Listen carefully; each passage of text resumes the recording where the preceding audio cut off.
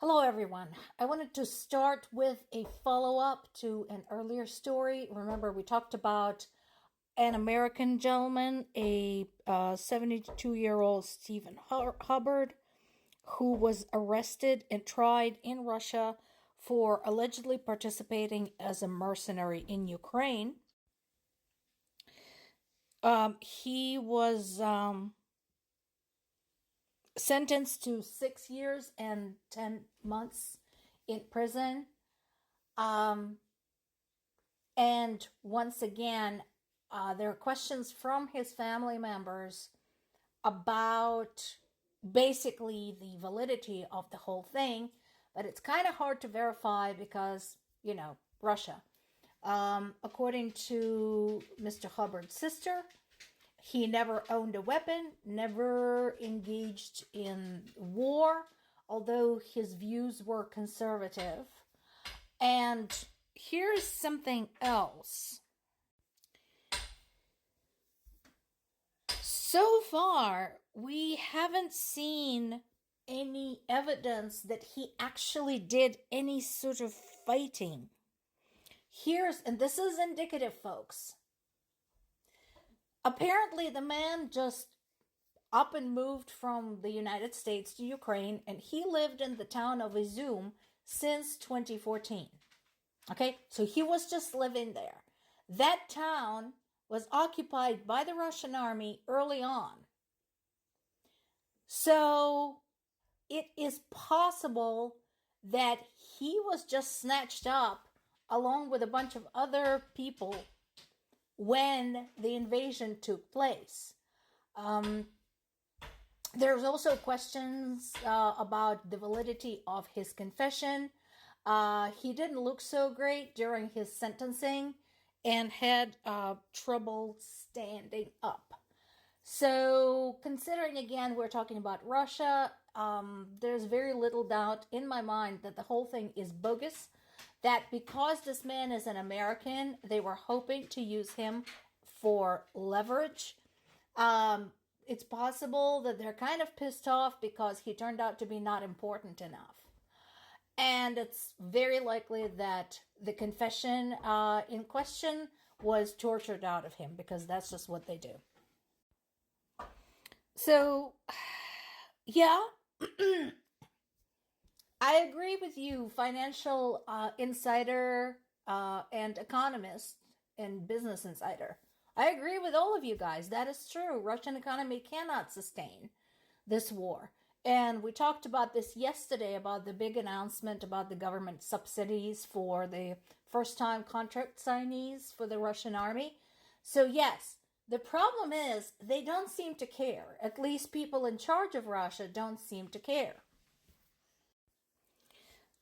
What I don't want to see happen is for everybody else to just sit and wait for Russia's economy to collapse.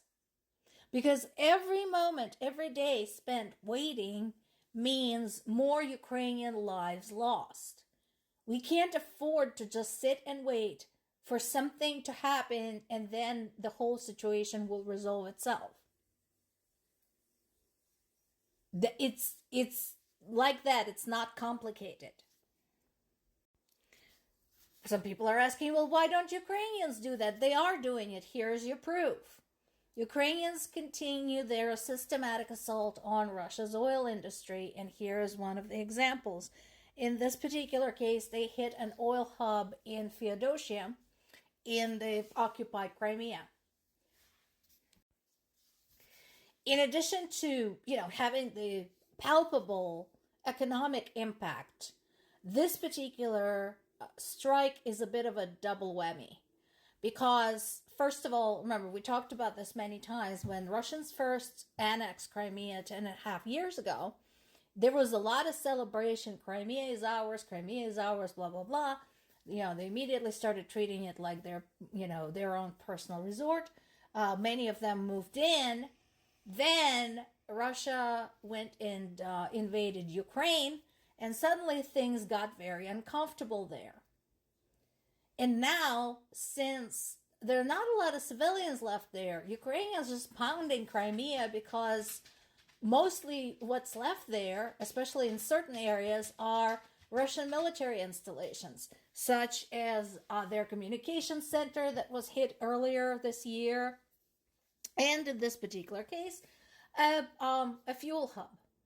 So, yeah, basically the message Ukraine is sending is not just, yeah, we can get to your oil, but also, are you sure you want to keep Crimea? Now, the thing is, Russians have decimated and disfigured Crimea to a point that it's going to take a long time to restore it, because it was a historically significant area. There were museums, palaces, gardens. It wasn't just a resort.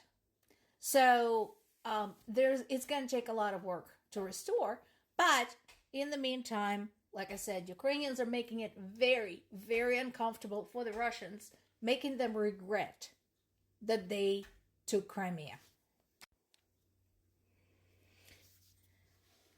So there are dissidents and there are dissidents. I expressed many times my frustration with Russian opposition, the likes of Navalny, who basically blame Russia's state on corruption, don't make any decisive statements about the war, and when asked point blank, for example, if Crimea should be given back, say, well, let's sort it out. Or as Navalny said, it's not a sandwich to be given back and forth.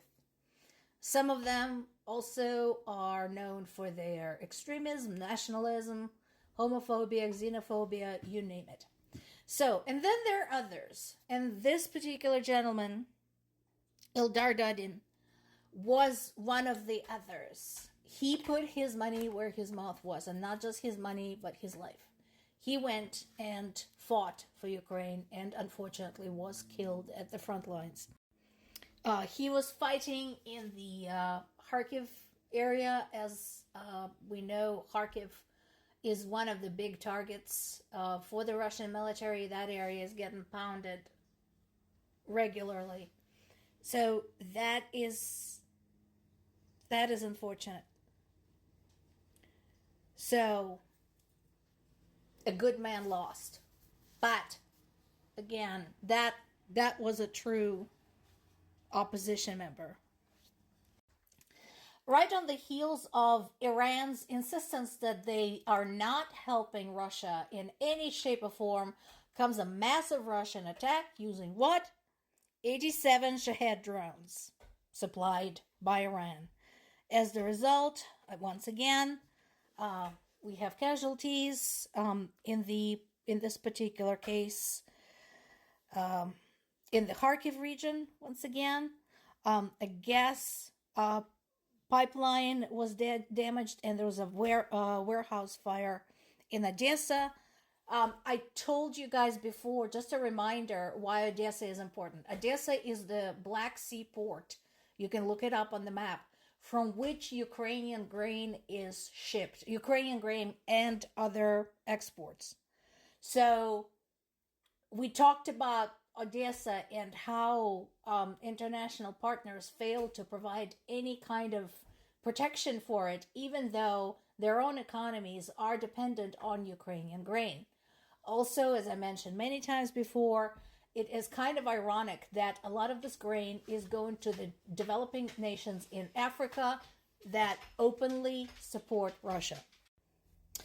We had a Netherlands PM visit Ukraine, and once again, I highlighted this here, he didn't just visit Kiev, although Kiev is getting pounded too, but he did go to like a real hotspot like Kharkiv, and it is amazing. Works like a charm every single time.